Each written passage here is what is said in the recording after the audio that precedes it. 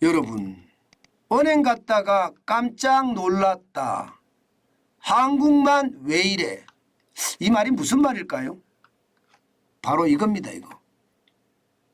은행 예대율 규제 말입니다. 예대율 규제라는 게 은행 대출금을 말입니다. 은행 예금액의 일정 비율로 제한하는 제도가 예대율 규제거든요. 지금까지는 종전이죠. 지금까지는 지금까지라니까 7월 이전에는 105%였습니다. 그런데 7월부터 이 예대율 규제를 100%로 줄였습니다.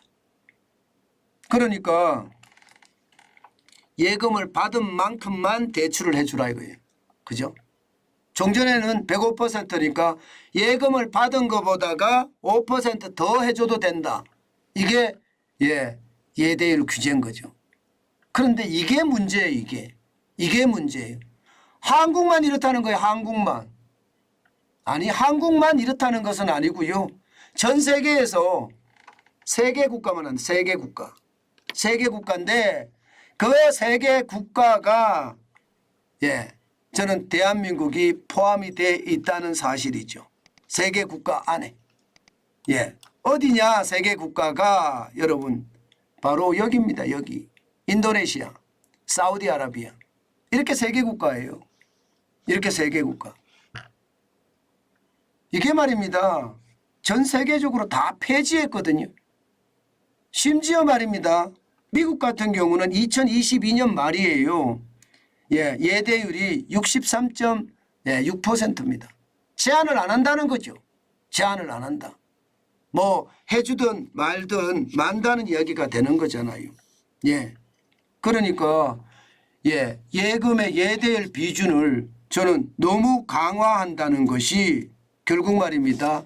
시장에는 더 위협이 되지 않겠느냐 이렇게 생각을 합니다. 자, 여러분 이렇게 되면 우리 생각을 해보자고요. 이렇게 되면 대출을 더 많이 해주려면 은행들 입장에서는 어떻게 해야 됩니까? 예금을 더 많이 받아야 되겠죠. 예금을 더 많이 받아야 되겠죠. 예금을 더 많이 받으려면 또 어떻게 해야 될까요? 그러면 예금금리를 올려야 됩니다. 예금금리를 올려야 됩니다. 실질적으로 예금금리 올렸습니다. 보시는 것처럼 지난 5월까지만 하더라도 5대 은행의 주요 예금금리가 3.46%거든요. 그런데 7월에는 3.90%로 이게 기준금리가 3.5%인데 3.5% 밑으로 내려갔다가 지금 3.90%로 올라가 버렸습니다. 자, 이렇게 되면 여러분 뭐가 달라질까요? 예금금리를 올리면 대출금리도 올리겠죠. 실제로 대출금리 올라갑니다. 실제로 대출금리 올라가요. 지금 현재까지 보면 예금은행의 가계대출 가중평균 금리를 보면요. 1월에 5.47%로 굉장히 높았다가 3월에 4.96%, 4월에 4.82%로 떨어졌거든요. 5월에 4.83%로 올라갔습니다. 아마 이거 더 올라갈 겁니다. 더 올라갈. 6월에는 아마 가중평균 금리니까 훨씬 더 올라갈 거예요. 그런데 왜 이런 규제를 하는지 모르겠습니다. 왜 이런 규제를. 어떤 분들은 그렇게 이야기합니다. 예대율 규제를 하니까 은행에 대한 충격이 줄어드는 거야. 그만큼 가계부채가 덜 늘어나잖아. 이렇게 이야기하시는 분들도 있습니다. 그런데 그거 잘못하신 거예요. 왜 잘못하신 건가 하면요. 예대율 규제 외에 말입니다. 대한민국은 바젤 3에 의해서 예대율 규제하고 똑같은 규제를 하고 있거든요. 이미 거의 비슷한. 유동성 커버리지 비율이라고 있습니다. 이거는 유동성에서 지금 커버할 수 있는 유동성이 100% 이렇게 제가 계속 말씀을 드리잖아요. 그죠? 기왕이면 저축은행은 100%보다 넣는 게 아니라 120%, 130%가 더 좋다 이렇게 말씀을 드리는 거 있잖아요. 그러니까 유동성 커버리지 비율을 이미 적용을 하고 있거든요.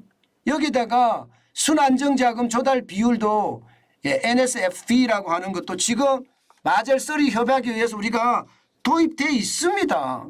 그런데 예대율 규제까지 하면 중복 규제 중에 또 중복 규제라고 이야기할 수가 있겠죠.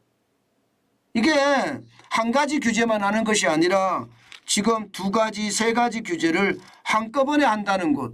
이것은 어쩌면 대출을 그만큼 줄이라는 그런 과정인데 이게 대출이 높으면 대출 받은 사람들의 충격도 올 수 있거든요. 여기에다가 대출 받을 사람은 또 못 받는다는 이야기가 돼요. 대출 받을 사람. 저는 여러분 자칫 잘못하면요.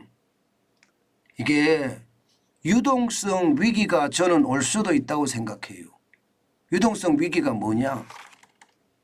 은행의 유동성 위기 말고 말입니다. 지금 제 주변에도 이야기를 주로 들어보면요. 돈을 빌리고 싶어도 돈을 빌릴 수가 없다고 이야기해요. 지금 대출이 없던 대출이 많던 못 빌린다고 이야기하니 전부 다 정책 자금을 어떻게 하면 빌리겠나 그 생각만 하고 있잖아요. 그 정도로 말입니다. 돈을 못 빌립니다. 그러면 이게 결국은 시장에 유동성 위기를 몰고 올 수도 있겠다. 저는 그런 생각도 합니다. 한국만 대한민국만 있는 규제 저는 빨리빨리 철폐가 됐으면 좋겠어요. 이미 중복 규제라고 시장에서도 계속 이야기를 하고 있는데 그 중복 규제가 계속되고 있다는 것은 어쩌면 말입니다. 금융 건전성에 저는 건전성을 도리어 해친다고 생각합니다. 규제가 많으면 많을수록 말입니다. 금융 건전성도 해치고요. 여기에다가 경제의 침체도 더 빨리 만들어낼 수 있다. 유동성 위기가 그 이야기가 되지 않겠느냐. 저는 그만큼 더 많이 된다 이런 뜻입니다.